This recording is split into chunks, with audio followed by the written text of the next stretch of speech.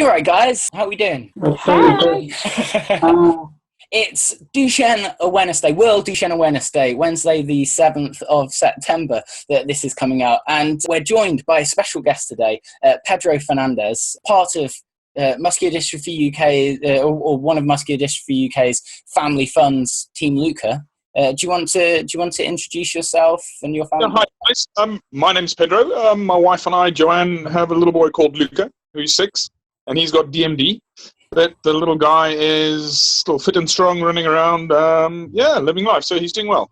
Yeah, doing well. In fact, we'll get on to him a little more later. If we start, the theme of World Duchenne Awareness Day this year is early diagnosis and the importance of early diagnosis. I've read a little bit about your story and how Luca was diagnosed. Do you want to talk about how the diagnosis came about? Yeah, no problem, Peter. Luca's diagnosis. Luca's our first child and our only child at the moment. And, when he was about 18 months and he was walking, he was a bit wobbly. But, we had no point of comparison. So, we paid no attention to it. And then he was at a childminder from about 16 months, when he was 16 months old.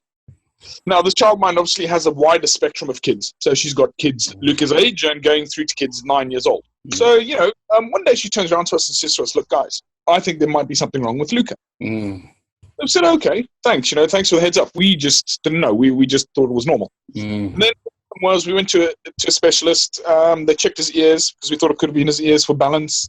I see. They then decided to do a hip scan, see if he was joining properly. That was all good. Then they decided to do a blood test.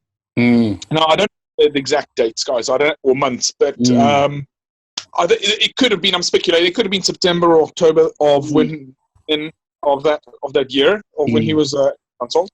And, December, we got the phone call. We got a phone call saying, "Look, are you the parents of Luca?" We said yes. And he says, "Look, the results of the test have come in with him overproducing something called creatine kinase." Now, for us, it's Chinese. We had no idea what it was. It was just, So we said, "Okay, thank you." The first thing that we did, my mother was here, grandparents, they always want to go and diagnose things and work it out. And myself and my wife, we said to ourselves, "Look, we're not going to do anything. We're not going to line. We're not going to self-diagnose. We're going to wait until we go to a specialist." Yeah. My mother was already looking up, and it was a very straight, it was hard. I told her, "Look, you keep your opinions and what you've read to yourself." No. Then we ended up in Southampton. We saw his doctor, his specialist, who then said to us, "He's got Duchenne's." And we had never heard of it. This is why, today is a great day. It's an awareness day today. This is what we need to do, is create this awareness, because we were very naive to what it was. Yeah. My wife left feeling like we got hit by a bus, but, we weren't run over by the bus, if this makes sense. Yeah. Because, we hit with news, but we didn't know what this news was. We got home and then we looked it up, and then we definitely got run over by this bus rather than being hit, and the news really sunk in. It was very hard to digest this diagnosis. But how can I tell you this? The news didn't take a day to settle in. It took us a good year and a bit. Yeah. To actually digest all this information. Yeah. So now look, with time going on, the campaigning that we've been doing, it keeps us interested in attending meetings and speaking to other people. It's a fight. Yeah. We must push and succeed at, because I strongly believe there's a cure around the corner. When I say around the corner, within the next 10 years, I'm hoping. Yeah. Oh, yeah. Yeah. And in terms of his diagnosis, was he 3 years old, 4 years old? What? Okay, so going back to that, sorry. So then what happened was, when we spoke to his doctor said to us, "Look, he's got muscular dystrophy, but we can't tell you whether it's son or Becca." Yeah. Muscular dystrophy, so we don't know. We'll have to do another blood test. So they did another blood test. So this took another 2 months over that. So, it's a long, drawn-out process. It was very painful to actually get down to finding out what he did have. The blood test came out inconclusive. They couldn't pick up what his blood, if it was Duchenne. So they said, "Look, we have to do a muscle biopsy." So we took him in, admitted during the day at Southampton. They took a bit of muscle tissue out of his thigh. And then that was then sent to other laboratories, and that took another 3-4 months for us to get the definitive answer. And then we found out, I think it was October, we then found out it was Duchenne. So, straight after that, I got onto my first fundraising effort, not after that. So, yeah. No, that's the thing. I think one of the key themes of Duchenne Awareness Day this year is talking about the early diagnosis for Duchenne patients, and I think it's generally accepted that most boys it's found at the age of 3, 4, some 5 years old. I know with my brother Andrew, I think it was at the age of 4, I think, and people were starting to notice, because again, not in my family, so it was never been heard of before, and people were starting to notice that he never really jumped. He was very slow at running and stuff. So, and again, lots of different people having different opinions as to, well, I was slow at school, well, this and that.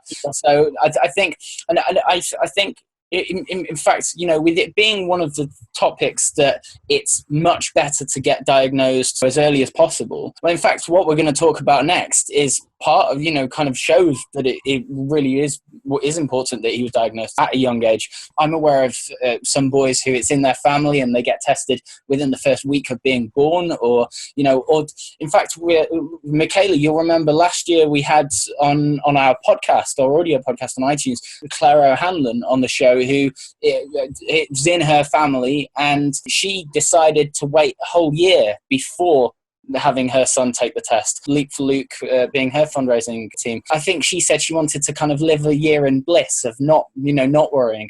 Part of the reason I'm saying this is because, in fact, this brings me, Vivek, I might be wrong, but didn't you have, Vivek, in fact, as we've, many viewers of this podcast will know, or this videocast will know, Vivek, you have Duchenne muscular dystrophy yourself, 25 years of age. Vivek, didn't you have an extraordinarily late diagnosis? Yeah, well, before I start that, I just wanted to say I'm 26.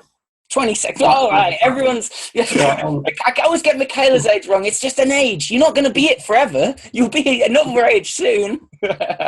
Anyway, I was diagnosed quite late, at about age 9, because I got a wrong diagnosis at about age 3. So I think early diagnosis for me would have helped, because then I would have had a lot of the support or the physio that helped earlier.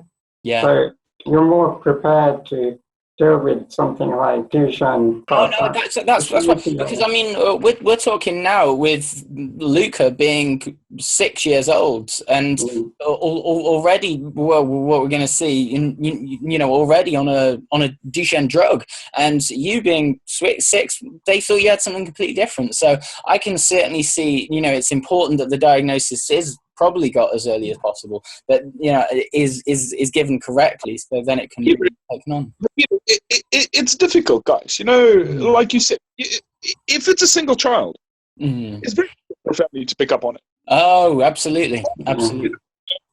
We would see him walking upstairs, but we couldn't put our finger on it. So yes, it's advantageous for us to find and diagnose it. But if he doesn't, and we can be a bit naive to it. When I say naive, we can turn a blind eye to it. We don't really want to accept that there could be a problem. Yeah. I think that's something I've heard that was there with my mom and dad. I mean, obviously, not so much with me. I was kind of a different diagnosis, but with my sister Martina, who also had SMA. My mom reported there's something wrong with her, and she would tell the story of sitting and counting Martina's toes, and she'd get a different number every time. She knew something was wrong, but didn't quite know what it was. And I think that goes across all, especially with something like Duchenne or early intervention, is key. Just understanding the basic symptoms and knowing that it's all right to go to a GP or to any health professional and say, hey, something's wrong here, and the comfort of knowing that they're going to investigate that properly then is something that a lot of families maybe really take comfort in and realise, whenever it is we'll deal with it at the end of that. And that was how my mum dealt with it, but my dad just felt, it's not there. But eventually then they got the diagnosis of SMA. Yeah, I certainly feel now more than ever, probably. You know, in the past, you talk about families wanting to kind of ignore it and have maybe a few years of bliss of not worrying about things. But I think now when we're looked towards possible treatments on the line and heightened access to physiotherapy and hydrotherapy and everything else, I mean, I know for one thing, as soon as my brother was diagnosed at the age of 4, like my brother, I always say, is for a 24-year-old is in very, very good condition for a man with Duchenne. And that I always feel is because as soon as he was diagnosed at 4, our mum started taking him to, swimming pools all the time. He was even doing horse riding and stuff. We used to, in fact, she used to force us to play football every night. It was crazy times. But that's, in fact, moving on to talk about kind of, treatments, and that being part of one of the keys for early diagnosis these days. I think that's one of the big things with your son, Luca. Almost fortunately, he has the nonsense mutation. Obviously, the mutations, for people who don't know, mainly being nonsense mutations or duplications, exon duplications or deletions, and kind of separating themselves out nearly in kind of, I think nonsense mutation is that around 15% of boys with DMD? To the best of my knowledge, between 12 and 15% of boys with Duchenne are affected by nonsense mutation. I have never quite got my head around what nonsense mutation is, so I can't answer that question. It's nonsense, Michaela. You can't understand nonsense. But the main thing with this is that because he has the nonsense mutation, he's eligible for, the drug Atalorin, which under the trade name Translarna, it can be used to treat him and his gene mutation. So you guys had a long fight for the drug Translarna. Finally, because we're in the UK and it's just come through here now, we finally got access to it. Maybe if we just say, what was it like for families who maybe have different mutations in their children, or whose families might be able to take future drugs that are on the line. What was it like knowing that there was a possible treatment on the line that you might or might not be able to get access to? This goes back to when he was diagnosed. Okay, so when he was diagnosed, our first question, as any parent, so how can we cure this? How can we sort the problem out? And the answer we got was nothing. There's nothing. You can't do anything. Yeah. So that was devastating. So then when we found out, and our doctor then said to us, look, and there was a bit of mix-up with his letters because we had moved house. So we were meant to get this in December when we found out that we could have this Translarna. We only got the letter in January. This is when the first lobbying that we did, or the first picket fencing that we ended up outside number 10, when Archie Hill went in, that was 3 days before we found out that Luca could actually take this drug. Yeah. So, oh, wow, we've gone from no to, hey, there's something. Yeah. That just put the wind behind our sails, and we pushed. And we pushed. But, going back to the way you asked this question and you phrased the question, I feel we, as a family, feel very, very fortunate. Because, yes, there's people that, are waiting. And, I say to them, don't feel unfortunate. Because to me, I believe having won this fight with the NHS, or this battle, or this campaign, it's a pioneering step, guys. Tomorrow, Thursday the 8th, we're receiving our first shipment of Translarna. Wow, that's wonderful. That's I was going to say, has he started taking it yet? How's that? It's tomorrow. We're getting that tomorrow, Thursday. So, look, we're elated with it, guys. But at the same time,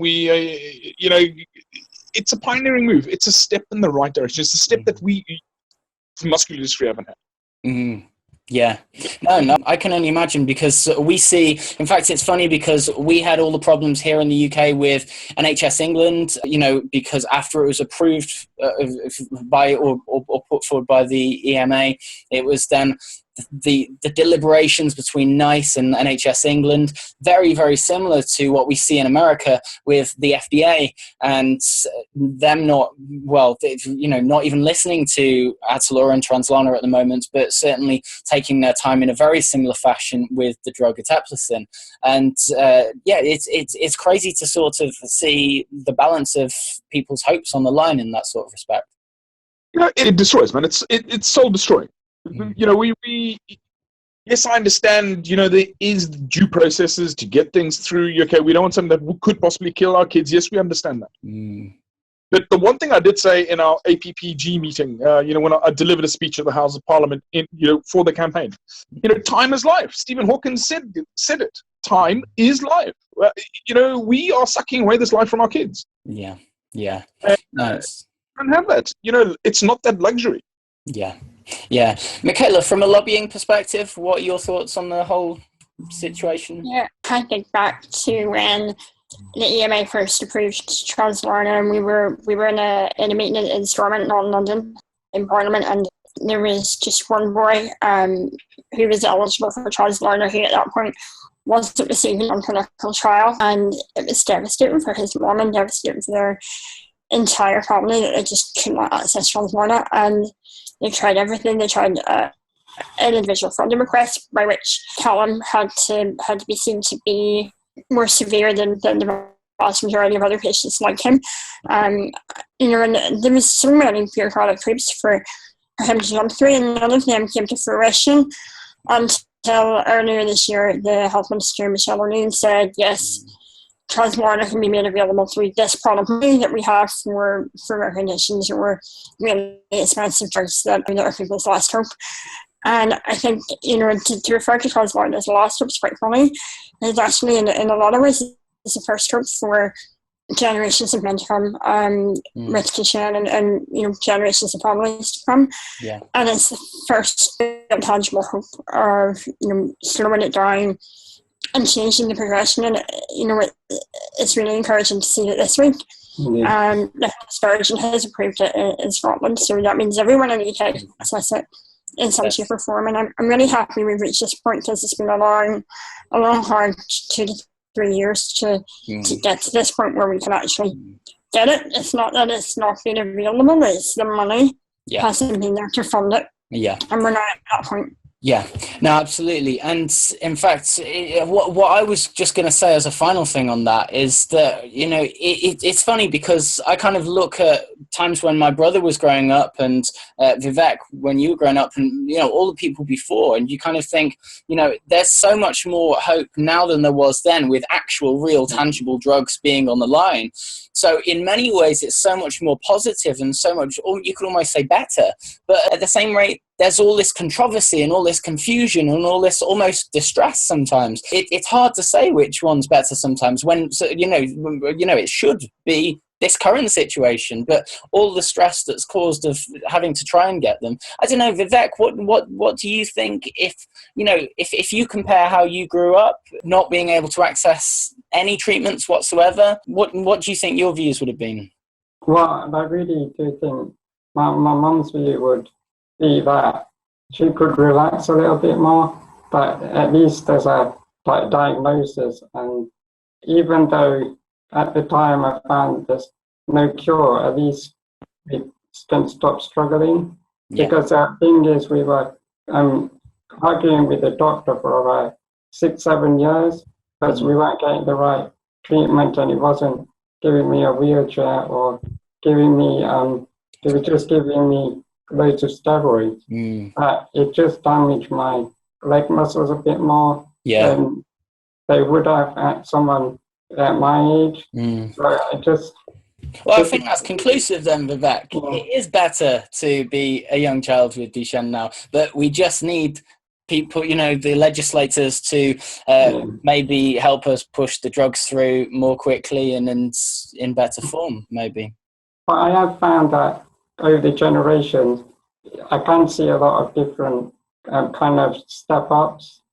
But because I've got some friends that are quite older than me, and they didn't have a lot of even the physio then. There wasn't a push for that. Whereas in my generation, there was kind of a push for some physio and like a spine operation or something. Whereas now I think there's bigger steps using things like Translarna. So it might absolutely. Vivek, how many people do we know with Duchenne, maybe in their late 20s or 30s, who didn't have a back operation, who never had steroids, and so we really do see that, even those things are seeming like things of the past now when we talk about Tatalura and Translarna and Eteplirsen and then on to gene therapy and everything. So yeah, Pedro, we always have the great marvelous CRISPR to come as well. CRISPR is going to be the big thing. CRISPR, have you not heard of CRISPR? Oh, of course, CRISPR. We've got a great marvelous CRISPR ready to come through. Well, there you go. That's gene therapy at the end, Michaela. Michaela's always we have to give CRISPR name. CRISPR is going to revolutionize things, and I see techniques used in Duchenne that are being used to hopefully maybe treat SMA, and hopefully that will start to go vice versa as well. And we're a big community, and we're all making small steps forward. Eventually, we get to things like Translarna. That means and we're on a new horizon. We're in a new era of being part of the muscular dystrophy community, especially the Duchenne community. And I think it's a really nice era to be in, to be able to say, yes, your son has potentially something that might save him or might keep him on his feet until we get something that works better. So it's really nice to be part of it. I have to say, it's really nice to be able to witness. It is. It's great. We believe it's history being made. Like I said, it's a new chapter in the muscular dystrophy world, not only in Duchenne. And our advantage at the moment, because one of the requisites for Translarna for Luca was that he's 5, greater than 5, which he is, and still walking. And based on his North Star program at the moment, he's doing really well. Okay, he actually improved on his hop at the beginning of August or the end of August. So, that it gave him an extra point. So for us, if we can maintain him like this and gather more information from him, what can happen in 5 years? A lot can happen in 5 years. So I think it's magical. Really Absolutely. And then, what do we fund all these clinical trials with? It's all the fundraising. And you as a family fund for Muscular Dystrophy UK have been doing a lot of fundraising yourselves. I don't know, do you want to talk about that from the original skydives that you did back in 2014? It was really strange. When I met my like area manager, fundraising manager in the South, look, I need ideas. Let's bounce ideas off each other. Because like I said, I was really eager to blow my trumpet on this and make people aware. I'm not the type of guy that's going to sit at home and deal with it. I'm make noise. So I'm in that boat with you. They suggested a few things, and one of them was skydiving. And we thought, oh, great, I'll do it. And that was just me. I didn't think I'd create a team. So then when I used social media and I blasted that we had found out what Luca's condition was and what I was going to be doing to raise money, look, it went from me to 18 skydivers. So people, rather than giving me money, said, look, we will join you. So that was that was a great challenge. And I think our family fund so far, we've done an impressive 36,000 so far since we started the skydiving. That's amazing. Pushing more. My wife is doing a walk on the Saturday. She's doing the I think 23k and 16 bridges throughout London with a group of 5 of them. Wonderful. Look, a few mates doing the London Marathon next year. So look, there's lots of ideas and lots of people doing fundraising. Look, it's not an easy thing to do, but it's where the heart is, and we'll keep pushing. Yeah, no, that's wonderful. And as well, if we look at Muscular Dystrophy UK themselves, out today have just announced an extra 3 research projects to add to they had 24 in their Duchenne Research Breakthrough Fund. That's now been extended to 27. So funding more and more research projects that will lead to clinical trials and on to treatments than ever before. In fact, 2.5 million has been raised for the Duchenne Research Breakthrough Fund since it was launched just a few years ago. 24 research projects possible. I think 12 have now been completing, 12 are ongoing, and then obviously these 3 that are announced today. I think parts of 5 new grants that have just been awarded for Matthew Wood, Dame Kay Davis, Ross Quinlivan, Dr. Claire Wood, and Dr. Frederica Montanaro. And again, that's done by fundraising by people like yourselves and, well, sometimes me when I have a bit of time, and plenty more of our community. Some wonderful stuff being done. Yes, wow, wonderful. Thank you for joining us. Anything, final comment? Do you want to lead us out? Look, yeah, my final comment is, to families, if you, when you receive the diagnosis, guys, my word to you as a parent, or my advice to you as a parent is, don't look at it as a problem. Look at it as a challenge. If you look at it as a challenge, it's, you've been dealt those cards. Play them wisely. It's hard. Yes, it's difficult. But hey, let's get on with it. Let's make our kids' lives as nice as possible, as enjoyable as possible. I don't shortcut with my son. I let him learn his hard battles too. You got to learn how to sort out your things. But yeah, that's my advice, guys. Don't take it as a problem. Take it as a challenge. So thank you. I like that a lot. I like that. In fact, pull this off here. I have this. Each challenge makes me stronger. Oh wow! So that's quite fitting. Sorry, Vivek, you were going to say something? I think it's quite. I've not heard a lot of Duchenne parents say what Pedro has in that kind of way. That it's like a challenge rather than a problem. So that's how I kind of feel about it as well as a DMD adult. So yes, brilliant. No, Vivek, that's great hearing it from you. That to me is very touching. Inspirational too, because I hope my son sees it that way too, and I'm sure he will. Yeah. Well, I think with an attitude like that, how can he not? Thank you very much for joining us, Pedro, and hopefully we'll speak to you again soon. Thanks. Yeah, let's make noise, guys. Keep blowing those trumpets. Thank you so much. Thank you. Bye-bye. Bye. Cheers. Bye.